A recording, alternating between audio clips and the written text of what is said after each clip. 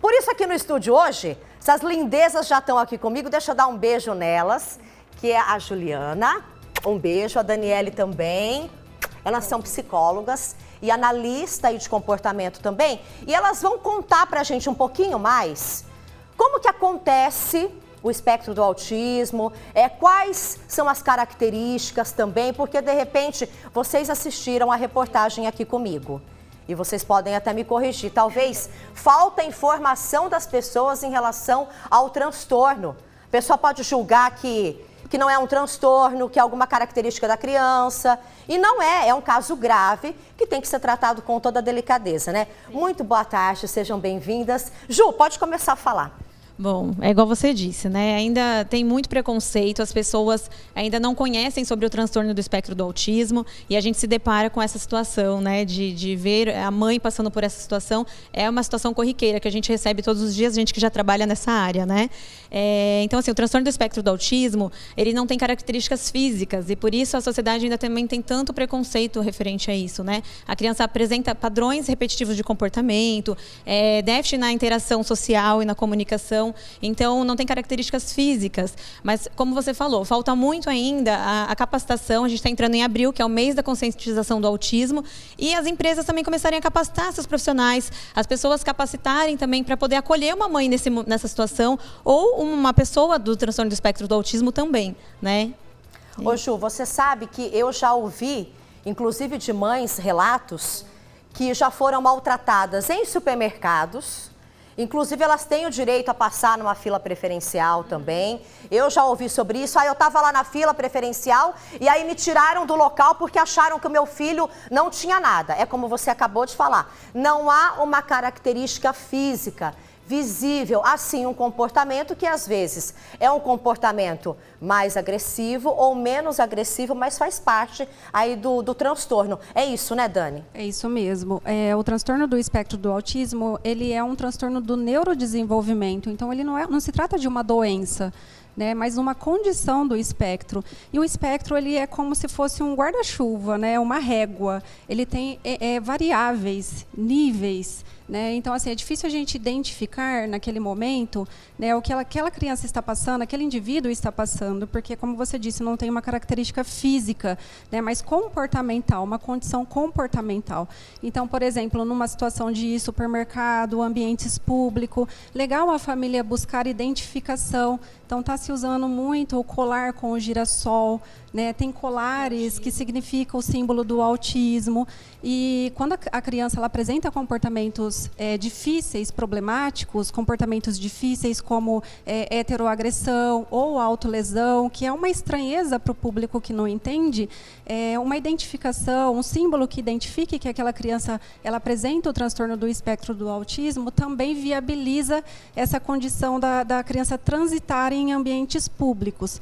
Porque é isso, a população ainda tem um preconceito, não entende, e por isso nós estamos trabalhando muito na conscientização. E agora, dia 2 de abril, nós temos o Dia Mundial de Conscientização do Autismo, e é dever nosso levar para a população todas essas características que envolvem o transtorno do espectro do autismo. E eu acho que é até um dever nosso também, né, a gente abrir esse espaço, discutir mais um assunto como esse, tão delicado. Vocês que acompanham de perto, como que essa mãe, a gente viu a mãe na reportagem, né, falando que ela vai denunciar, mas às vezes a mãe já passou por tanta coisa na vida, porque eu acho que já passou mesmo, já enfrentou tanta dificuldade em relação ao tratamento aí com o filho, porque muitas vezes não pode nem sair de casa, ou tem medo de sair de casa e as pessoas vão olhar, vão estranhar. Então, como que uma mãe dessa, um pai também, ele pode se defender num momento como esse, quando ele passar por uma situação dessa de constrangimento, como ele pode denunciar, Ju?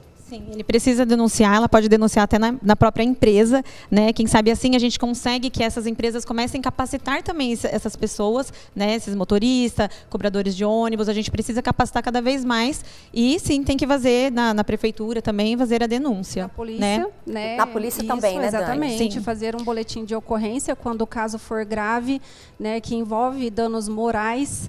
E é necessário, sim, fazer denúncias para que a gente consiga mobilizar a população e todo, né, o que envolve ambiente público, particular, nós temos que seguir com essa tratativa para que haja a movimentação pública. E é igual você falou, né, Josi? Às vezes a mãe está tão calejada, a gente recebe isso diariamente das famílias, e aí, realmente, assim, a mãe passou por uma situação de estresse, a mãe não quer mexer com isso, mas é importante essa visibilidade que a gente está dando para que outras mães também tenham essa iniciativa, né? Porque não pode ficar impune, as pessoas também ao redor também não se movimentaram, não fizeram nada. Então, assim, é importante, sim, falar sobre esse assunto, que está cada vez assim, mais, né, a gente está aumentando o número de crianças e adultos dentro do espectro. A gente precisa melhorar essa empatia que a gente tem e para que a gente possa ter, né, uma sociedade mais inclusiva, né? Era isso que eu ia comentar, porque ali do lado ninguém se mexeu, ninguém se manifestou, ninguém fez nada, ninguém tentou impedir, talvez por falta de informação também, né, Dani? Sim, por falta de informação. As pessoas, elas precisam buscar conhecimento. Nós trabalhamos diariamente para que os pais também se empoderem de conhecimento e consiga trazer a voz à tona, né, se empoderar diante daquela situação, porque muitos ainda se intimidam, né? Então, por questões pessoais, timidez ou medo de levar isso a público. Então, esse trabalho com as famílias também tem que ser muito consistente diariamente para que eles identifiquem o problema, para que eles saibam o que está acontecendo, sobre as intervenções que eles estão em prática, né, para saber lidar também com essa temática tão importante. E falando a respeito do trabalho de vocês também, como vocês lidam com essas crianças, adolescentes, adultos e com os pais também no dia a dia de vocês? Como vocês procuram tranquilizá-los? Qual a orientação que vocês passam também diante de tudo que pode acontecer aí no dia a dia, quando eles saem de casa com os filhos? Como vocês procuram fazer um tratamento com esses pais? Igual você falou, né? É importante, e a Dani também relatou, importante a gente empoderar essas famílias com conhecimento. Então, assim, a intervenção para o espectro do autismo, ela é individualizada. Então, a gente consegue trabalhar com estratégias para que a gente tente evitar essas crises nas crianças, no adulto, enfim, né? Com as pessoas dentro do transtorno do espectro do autismo. E empoderar essas famílias. Então, assim, a gente conhecendo a criança, a gente consegue trabalhar com previsibilidade, com antecedência, para que a gente evite essas crises, principalmente em locais públicos, que é onde a família se desestabiliza um pouquinho ainda por conta de não ter esse acolhimento, né? Então, isso acaba agravando um pouco mais a situação de crise. Então, a gente empodera as famílias a conhecer bem a criança, a saber trabalhar com previsibilidade, para que a gente possa ter estratégias, né, antecedentes à crise. E também lidar nesse momento de crise com acolhimento, que a gente consiga organizar a criança, né, e direcionar ela para uma outra situação. Dani, essas crises é por conta do transtorno, né? Que é uma questão neurológica. Não é genético o autismo, não sei se vocês podem também me explicar, mas essas crises acontecem por conta disso, por conta do sistema neurológico. E aí a gente tem crises, em alguns casos, mais graves, que a criança, às vezes, você não consegue contê-la, né? Muitas vezes sim, mas na maioria das vezes são crises graves mesmo. Exatamente. Dentro do transtorno há uma desregulação sensorial, né? A prevalência é muito alta de questões sensoriais atreladas ao transtorno. E a gente tem que ter essa avaliação muito tênue, em conjunto com a equipe multidisciplinar. Então, entra a TO, terapia de integração sensorial, para fazer essa avaliação sobre os déficits sensoriais dessa criança, a probabilidade dela se desregular em ambientes que têm muitos estímulos é muito alta.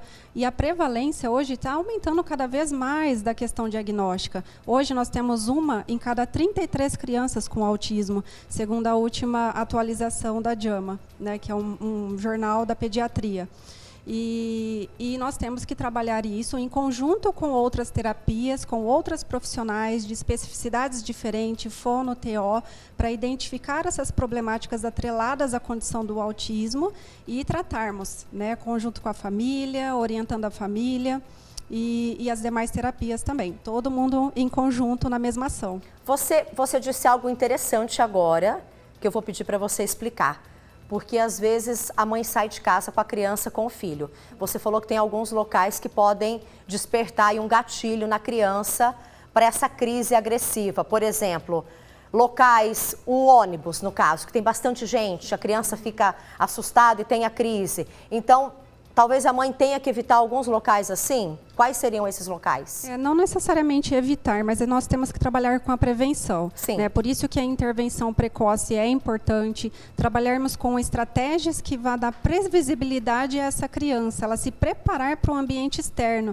Como são muitos estímulos diferentes e crianças que têm questões sensoriais, o barulho, ruídos, pessoas, acaba desorganizando essa criança em aspectos comportamentais, essa desordem sensorial acarreta em problemas comportamentais. Os problemas comportamentais são esses comportamentos intercorrentes, autolesão, heteroagressão. Então, nós temos que trabalhar com estratégias precisas, com base em evidência científica, para que ela tenha previsibilidade e se organize comportamentalmente em ambientes que há muitos estímulos que possa desorganizá-la. Ok. Meninas, só para poder encerrar, eu queria que a Ju falasse, para quem está em casa agora, para a mamãe, para o papai que está nos assistindo, como buscar ajuda, como ter ajuda de um bom profissional, porque eu acho que precisa, né? Sim. Porque o pai e a mãe têm que cuidar do psicológico também para poder lidar com o filho, entender melhor o que é esse transtorno. Então, como podem buscar ajuda hoje em dia? Igual você falou, né? Quem cuida tem que se cuidar também. Hoje a gente tem muitos informativos, tem podcast, tem muita coisa na internet para que os pais possam se capacitar. Né? Eu acho que esse é o caminho, né? A mãe que está chegando aí para o diagnóstico, a gente sempre orienta, começar a se capacitar. Então, ler sobre o assunto, identificar uma boa equipe, né? Que vai acolher essa família e traçar ali as estratégias e mostrar o caminho para a família. Então, acho que esse é o primeiro ponto. Estar com uma boa equipe, buscar informação, e é isso que é o caminho. Um tratamento com base em evidências científicas, porque hoje nós temos, né, vários tratamentos que não têm evidência, e aí a família acaba perdendo tempo. E um carinho maior da sociedade em relação ao autismo também, não é mesmo? Sim. Beijo para vocês, obrigada pela participação. Podem sair por ali, meninas. Obrigada, viu?